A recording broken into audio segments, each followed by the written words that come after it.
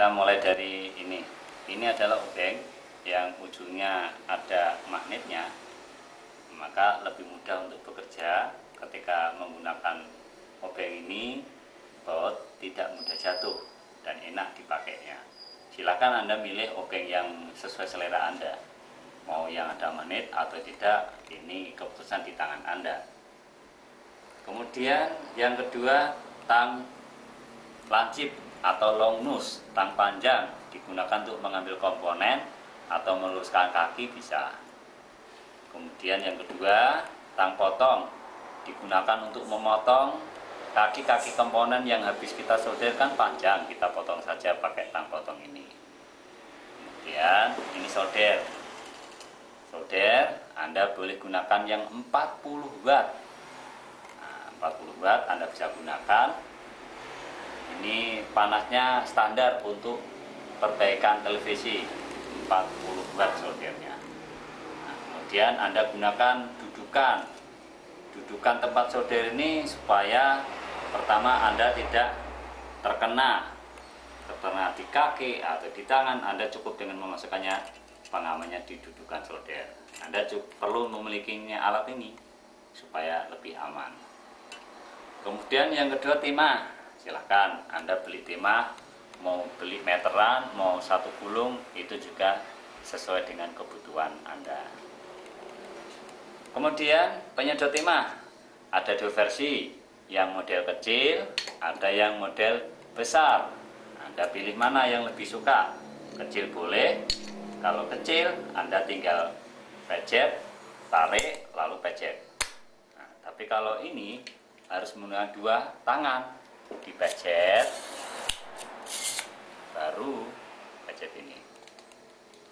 Nah, ada dua. Penyedot timah untuk menghisap timah-timah yang ada di komponen. Komponen itu perlu dilepas, maka perlu Anda sedot menggunakan alat timah. Dan ujungnya ini, ujungnya Anda beri.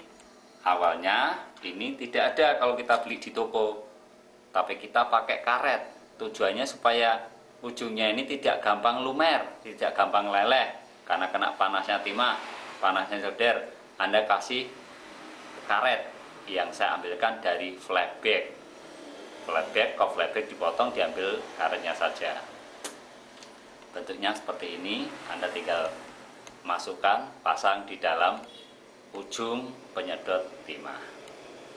Kemudian multimeter. Multimeter ada dua, multimeter yang analog dan multimeter yang digital. Saya pergunakan dua-duanya. Analog ya saya gunakan, digital ya saya gunakan. Digunakan untuk mengetahui komponen rusak atau tidak, digunakan untuk mengetahui tegangannya ada atau tidak. Ini multimeter. Kemudian bor kecil ini kalau memasang komponen yang agak besar, merubah posisi kakinya, ini sebenarnya bor bukan beli. Anda tinggal beli ujungnya, beli tempatnya, pakai motor bekas pun bisa Anda gunakan.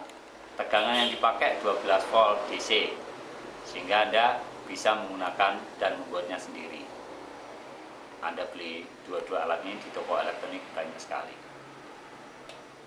Kemudian alat ini digunakan untuk melepas flyback dari tabung, karena biasanya tabung itu kalau televisi baru mati masih tersimpan tegangan di anode. Supaya ngelepas flyback nggak tersetrum, maka Anda gunakan alat ini. Yang satu ujungnya ditempelkan di per tabung atau ground tabung, yang ujung ini disentuh-sentuhkan ke flyback kopnya. Lalu setelah bunyi tak tak, boleh flyback dilepas. Itu aman untuk kita sebagai manusia. Tapi kalau belum dilakukan pengesotan pada anode, kita mudah kesetrum karena sisa-sisa masih ada di dalam anode tabung. Kemudian remote itu penting kita miliki. Terserah Anda beli multi yang merek apa.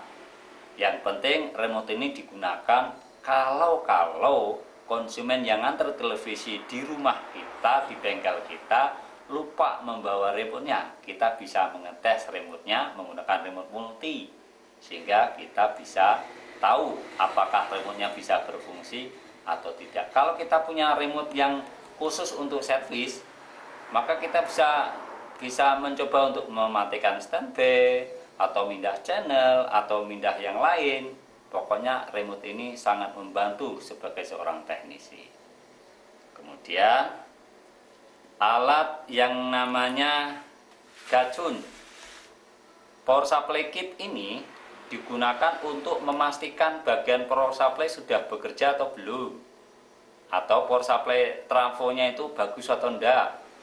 Ketika memperbaiki power supply dalam keadaan rusak, coba pasang gacun ini.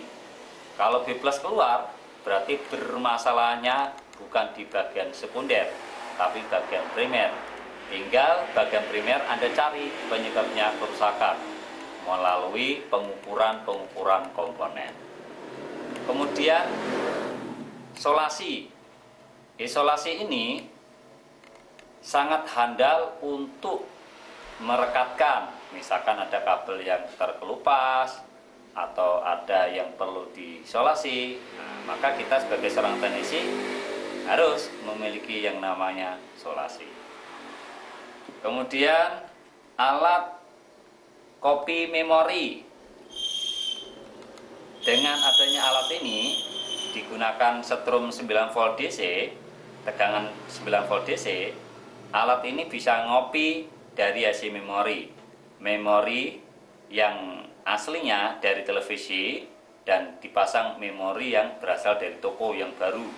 Ketika merek A, misalkan merek Panasonic mau dikopi, ya tinggal aja yang merek asli Panasonic taruh sini, yang beli di toko taruh sini, lalu dipencet, cek, dia akan terjadi pengkopian data-data IC.